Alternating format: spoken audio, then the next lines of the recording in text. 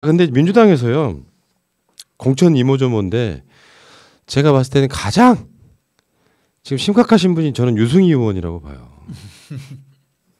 이분 왜 이리 세게 반발합니까? 아 그러니까 이제 유승희 의원하고 경쟁했던 게 우리 파란 남자들이 나오는 김용배 후보인데 압도적으로 졌어요. 여기도 금태섭이 저기 강선 후보한테 지듯이 압도적으로 졌어요.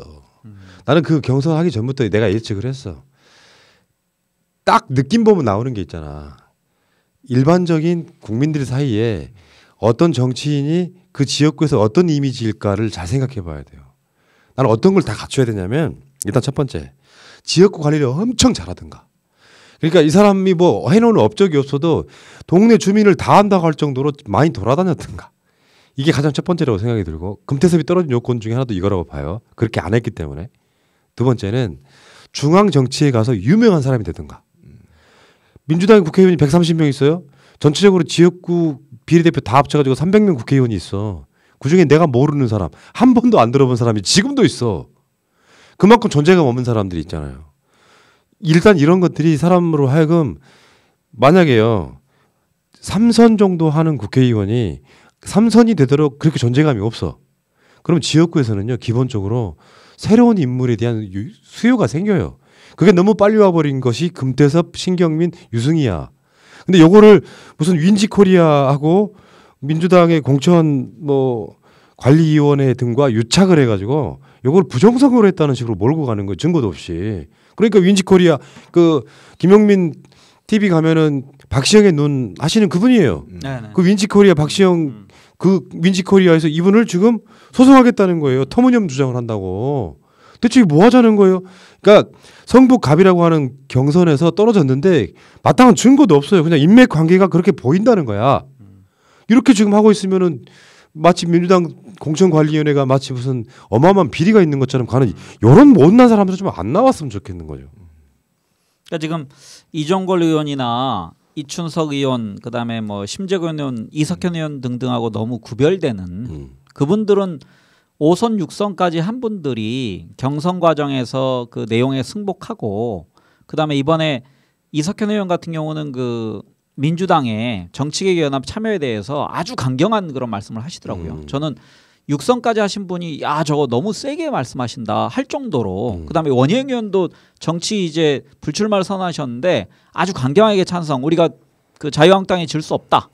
그러니까 미통당이 질 수 없다 그런 얘기를 하는데 유승희란 정치인도 3선 정도 했으면 그 민주당이 입은 어쩌면 국민들 지지를 토대로 지금까지 정치한 거 아닙니까? 그럼 국민들 본인 지역구의 그 경선 민주적 경선 결차에서 승복해야 되는데 무슨 뭐 하지도 않은 여론조사 기간에 뭐 적합도 조사와 경선 조사를 진행하지도 않은 걸 뭐 이렇게 더 씌워서 잘못된 내용을 가지고서 그 본인 패배를 호도하려 하는 것은 저는 문제 있다 생각합니다. 그러니까 가장 좋은 방법은요.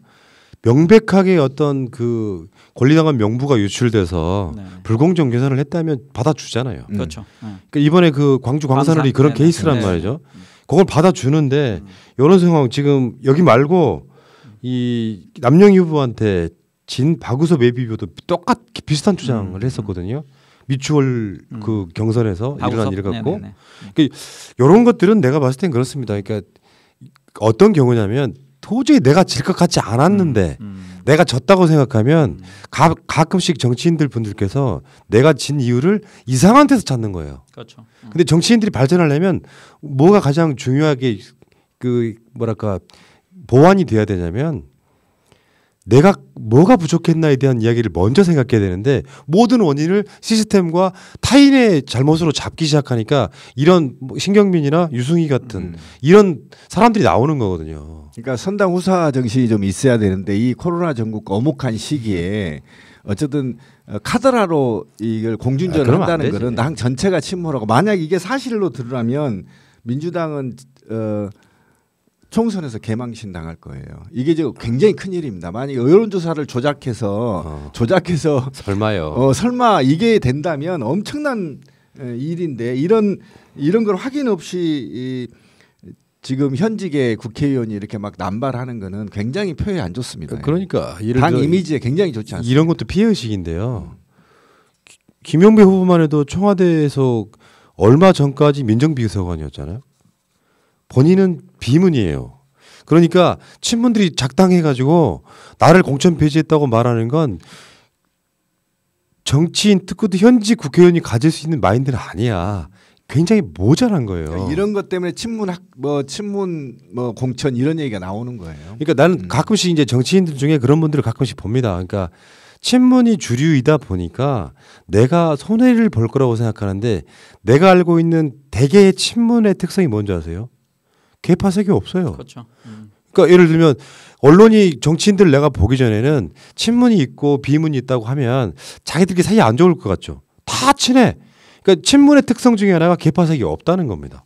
근데 여기 친문들만 뭐 당선시키려고 민주당 공관위가 시스템을 조작했다. 결국은 이야기가 그런 거잖아요. 그러면 떨어진 사람은 어떻게 설명할 거냐고. 청와대에 있던 사람들, 친문이라고 불리는 사람들이 떨어진 건 어떻게 설명할 거냐고.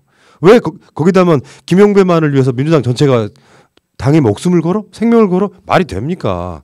이런 분들은 내가 보기엔 안 돼. 이러니까 떨어지는 거야. 겸허하게 받아들인다. 선당 후사하겠다. 그리고 가장 이런 게 있잖아요. 물론 김용배 후보 같은 경우는 거기 지역 기반이 탄탄하죠. 구청장 8년 했으니까. 그렇죠. 다만 이제 이런 경우에 비집고 들어가야 되는 사람과 밀려난 사람이 이 조직을 서로 인수인계하지 않고 내부적으로 계속 밀어내면서 꼴보기 싫다고 하면 떨어지는 거예요. 선거운동 열심히 안 하니까. 그게 바로 그 비문들이 문재인 대통령 18대 때 떨어지게 한 요소 중에 하나가 그거라고 그러잖아요. 그러니까 이제 유승희 같은 그 삼선한 국회의원들이 이렇게 저항을 하면 문제가 되는 게 뭐냐면요.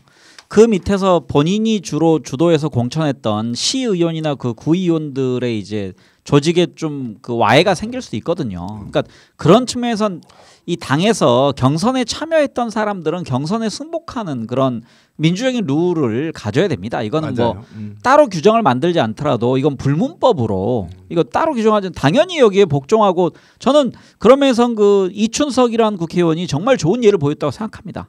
그 감사 인사하고 본인이 그 상대 그 자기랑 경쟁했던 후보의 총선 승리를 위해서 최선을 다하겠다. 이런 선언을 해야 그 정치인의 미래가 있는 겁니다. 그러니까요. 지금 그 하나 예를 하나 들어보면 약간 비슷한 예일 텐데 원주 갑에서요 이광재 강원지사가 이제 경선을 통과했거든요. 원래 전략 공천하려고 그랬어. 근데 이분이 스스로가 경선하게 해달라고 했어. 왜냐하면 준비했던 사람들이 뭐야. 나는 지금도 그렇죠. 정봉주 의원이나 저기 강희용 위원장 같이 경선 없이 그냥 하는 경우는 나 가급적이면 하지 말아야 된다고 생각합니다. 그래야 나중에 뒷말이 없는 거고요. 근데 이런 상황에서 이 박우순 후보라고 이분을 제치고 경선을 통과해서 후보가 된 거거든요. 그러면 이제 이분이 또 학교 선배야. 박우순 후보가 그러니까 제가 알기로 원주고 박우순 후보가 1950년쯤 되는 걸로 알고 있어요. 그러니까 나이가 굉장히 많으십니다. 그러니까 선배님 정말 수고 많으셨습니다 하고 서로 이렇게 토닥토닥 해주고 이런 과정들이 있잖아요. 물론 박우순 후보 입장에서는 좀 억울할 거예요. 왜냐 준비해온 세월이 있는데 그렇죠. 강원지사 한 사람이 갑자기 자기 지역구에 내려오면 당연히 지지. 지명도 차이가 있는데 그렇지만 정치는 진짜 그런 것 같아요. 내가 한 사람의 정치인에만 몰빵을 하면요. 그 사람의 부침만 보이는데 우리가 방송하는 이유가 뭐예요? 어떤 사람은 떨어지고 어떤 사람은 올라가기도 하지만 에라이 이 사람 떨어졌으니까 난 민주당 지지 못해 하면 그 사람은 정치인 팬클럽이지 민주 세력이 아닌 거예요. 그렇죠. 그 감정이 우리한테도 있는데 정치인들이 이런 게 없어가지고 그 꼴사나운 모습 보여주면 되겠냐. 그게 제 생각이에요. 그러니까 박우순 후보에 대해서 제가 그 짧게 잘은 모르지만 그 좀 제 평가를 하면요. 이분이 국회의원을 3번이나 연달아 낙선합니다. 그리고 그 한 번 국회의원을 그 18대에서 했는데 이 18대에서 재보궐 때 한 번 했거든요. 그러니까 이분은 그 보니까 이제 원주고등학교 나왔다고 돼 있지만 그 검정고시 출신으로 변호사가 된 그 입지연적인 사람이에요. 그리고 강원도라는 일종의 불모지에서 민주 진보 진영을 위해서 애쓴 사람이거든요. 그래서 이제 이광재라는 전 도지사 출신 그 중앙에서도 그 어느 정도 소구력이 있는 이런 분이 자기 선배가 경선 그 해준 거에 대해서 저는 아름다운 그런 그 승리 연설을 했다고 생각합니다. 자기 선배에게 그 고마움을 표하는. 그래서 그 선배님도 그 후배가 이제 어차피 당선됐으니 공천됐으니 여기에 대해서 발벗고 뛰어서 강원도에서 좀 민주당 바람이 불 수 있는 그런 역할을 맞습니다. 나눠서 중요하죠. 하기 바랍니다. 이광재 후보는 아마 지역만 자기 지역만 이렇게 돌아보기는 힘들 거예요 위치상. 그렇죠. 강원도 전체를 돌아야 되는 역할을 잃고 지금도 강원 선거대책위원장일 거예요 현실적으로. 자 알겠습니다. 어쨌건 유승희 이분 진짜 이분 원래 그 저 연분홍 치마가 꽃바람에 하면서 그 옛날에 문재인 당대표 앞에서 노래 부르시던 그분 아니세요? 맞아. 사실은 친문되고 싶었다가 친문에 끼지를 못하고 나중에는 뭐 이거는 진짜 이재명 지사에 관련 없는 건데 이재명 지사 캠프로 넘어가서 활동했던 기억도 나요. 근데 이분 이러시면 안 되는 거예요. 자 알겠습니다. 아까 처음에 안 들어오신 분들 알려주셨던 이재명 지사 모친이 지금